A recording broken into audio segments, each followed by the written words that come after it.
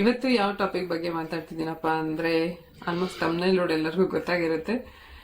ತುಂಬಾ ಜನ ಹುಡುಗರು ಮತ್ತೆ ಗಂಡಸರು ಕೇಳ್ತಾ ಇದ್ರಿ ಮೇಲ್ಸ್ ಅಲ್ಲಿ ಕಾಮೆಂಟ್ಸ್ ಅಲ್ಲಿ ಎಷ್ಟನೇ ತಿಂಗಳಲ್ಲಿ ಒಂದು ಪ್ರೆಗ್ನೆಂಟ್ ಲೇಡಿಗೆ ಎಷ್ಟನೇ ತಿಂಗಳಲ್ಲಿ ಹಾಲು ಉತ್ಪತ್ತಿ ಆಗುತ್ತೆ, ಮತ್ತೆ ಮಗು ಆದ್ಮೇಲೆ ಅಥವಾ ಹೆಂಡತಿಯ ಬ್ರೆಸ್ಟ್ ಮಿಲ್ಕ್ ಅಂದ್ರೆ ಎದೆ ಹಾಲನ್ನ ಕುಡಿಬಹುದಾ ಅಂತ ಎಲ್ಲ ಕಾಮೆಂಟ್. ಯಾರ ಪ್ರೆಗ್ನೆಂಟ್ ಲೇಡಿ ಇರ್ತಾರೆ ಆಕೆಗೆ ಐದು ತಿಂಗಳಿಂದ 6ನೇ ತಿಂಗಳು ಒಳಗಡೆ ಬ್ರೆಸ್ಟ್ ಮಿಲ್ಕ್ ಅನ್ನುವಂಥದ್ದು ಉತ್ಪತ್ತಿ ಆಗ್ತಾ ಹೋಗುತ್ತೆ. ಆಕೆ ಡೆಲಿವರಿ ಆಗಿ ಮಗುಗೆ ಹಾಲು ಕುಡಿಸೋ ಟೈಮ್ಗೆ ಫುಲ್ ಫಿಲ್ ಆಗಿ ಆಕೆಗೆ ಹಾಲು ಮಗುಗೆ ಎಷ್ಟು ಬೇಕೋ ಅಷ್ಟು ಹಾಲು ಉತ್ಪತ್ತಿ ಆಗಿರುತ್ತೆ. ಅದಕ್ಕೆ ಡಾಕ್ಟರ್ಗಳು ಹೇಳ್ತಾರೆ ಹೆಣ್ಮಕ್ಳಿಗೆ 5ನೇ ತಿಂಗಳಿಂದಾನೇ ನಿಮ್ಮ ಏನು ಬ್ರೆಸ್ಟ್ ಮೊಲೆಯ ನಿಪ್ಪಲ್ಗಳನ್ನ ನೀಟಾಗಿ ಕೊಬ್ಬರಿ ಎಣ್ಣೆ ಹಾಕಿ ಮಸಾಜ್ ಮಾಡ್ಕೊಂಡು ನಿಪ್ಪಲ್ಗಳನ್ನ ಸ್ವಲ್ಪ ಮುಂದೆ ತರೋದಕ್ಕೆ ಟ್ರೈ ಮಾಡಿ ಅಂತ. ಯಾಕೆಂದ್ರೆ ಕೆಲವೊಂದು ಹೆಣ್ಮಕ್ಳುಗಳಿಗೆ ನಿಪ್ಪಲ್ ಒಳಗಡೆ ಇರುತ್ತೆ.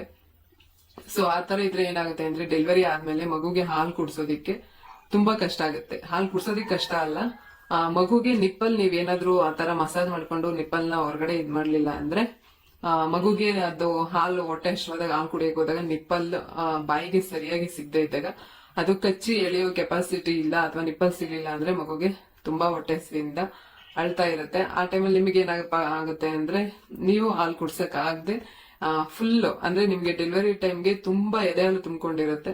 ಹಾಲು ಕುಡಿಸ್ತಾ ಇದ್ರೆ ಏನಾಗುತ್ತೆ ಅಂದ್ರೆ ನಿಮ್ಗೆ ಅದು ಹಾಲು ಕಟ್ಕೊಂಡು ಪೈನ್ ಬರುವಂತ ಚಾನ್ಸಸ್ ಇರುತ್ತೆ.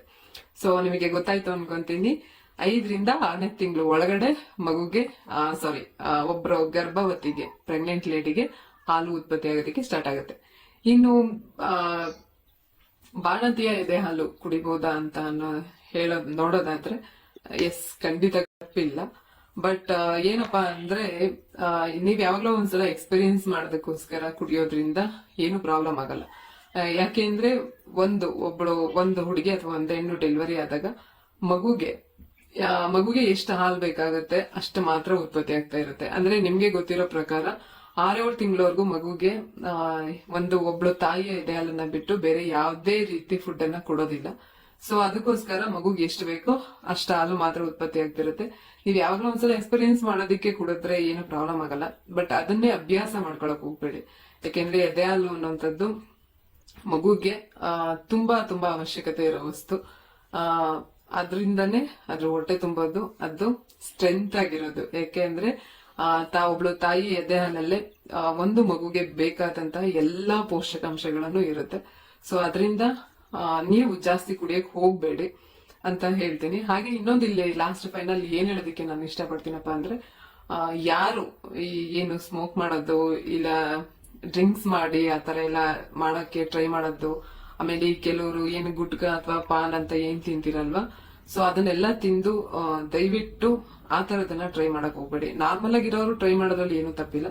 ಬಟ್ ಇದನ್ನೆಲ್ಲ ನೀವು ಬಾಯಲ್ಲಿ ಅಗದು ಅಥವಾ ಸ್ಮೋಕ್ ಮಾಡಿ ಹೋಗಿ ನೀವು ಬ್ರೆಸ್ಟ್ ಮಿಲ್ಕ್ ಕುಡಿತೀರಾ ಅಂದ್ರೆ 100% ಅದು ಮಗು ಮೇಲೆ ಕೆಟ್ಟ ಪರಿಣಾಮ ಬೀರುತ್ತೆ. ಮಗು ಹಾಲು ಕುಡಿಯೋದನ್ನೇ ನಿಲ್ಲಿಸಬಹುದು. ಆತರ ಎಲ್ಲ ಮಾಡಕ್ ಹೋಗ್ಬೇಡಿ.